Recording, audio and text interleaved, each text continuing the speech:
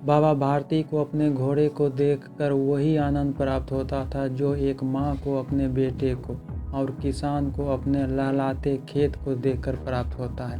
बाबा भारती अपने घोड़े को सुल्तान कहकर पुकारा करते थे। वे उसकी देखभाल स्वयं करते थे। उनके घोड़ों के समान सुंदर और बलवान घोड़ा इलाके भर में नहीं था।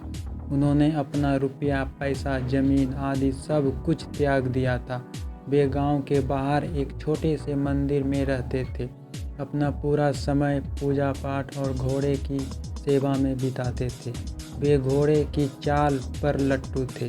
प्रतिदिन सुल्तान पर चढ़कर 8 से 10 मील का चक्कर जरूर लगाते थे। उसी इलाके में खड़क सिंह नाम का एक प्रसिद्ध डाकू रहता था। उसका नाम सुनकर लोग थर थर काँपते थे। खड़क सिंह ने भी घोड़े की प्रशंसा सुनी तो वह बाबा भारती के घोड़े को देखने के लिए बेचैन हो उठा और एक दिन दोपहर में बाबा भारती के पास पहुंच गया। बाबा भारती ने पूछा, खड़क सिंह क्या हाल है? कहो इधर कैसे आए हो? आपके घोड़े सुल्तान की चाह इधर खींच लाई है। बहुत प्रशंसा सुनी है उसकी। सुना है देखने में बहुत सुंदर है। खड़क सिंह ने उत्तर दिया।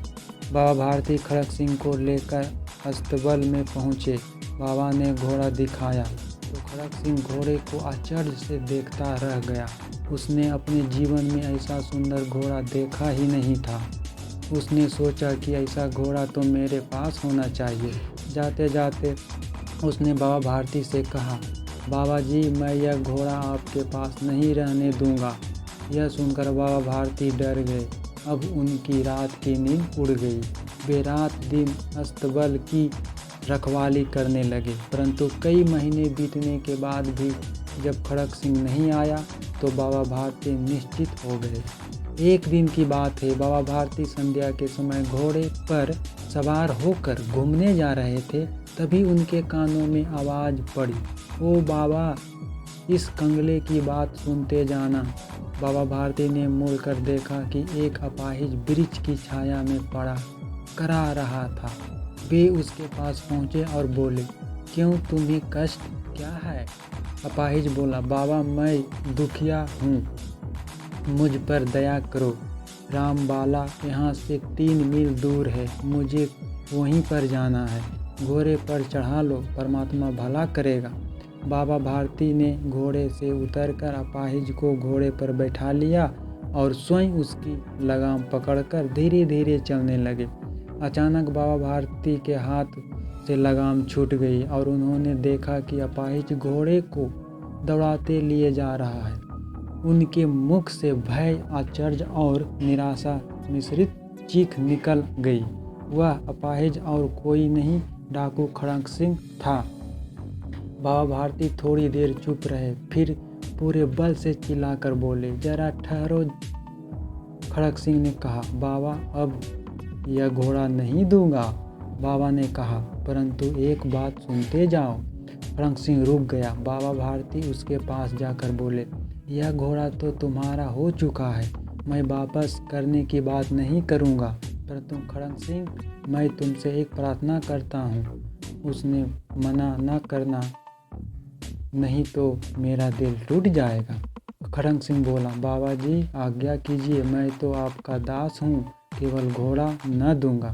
बाबा भारती ने कहा, मेरी प्रार्थना केवल यह है कि इस घटना को किसी के सामने प्रकट न करना। खड़क सिंह आश्चर्य में पड़ गया। उसकी समझ में कुछ नहीं आया तो उसने बाबा भारती से पूछा, बाबा जी इससे आपको क्या डर है? बाबा भारती ने उत्तर दिया, यदि इस घटना का पता लोगों को चल जाएगा तो कोई भी व्यक्ति किसी पर विश्वास नहीं करेगा।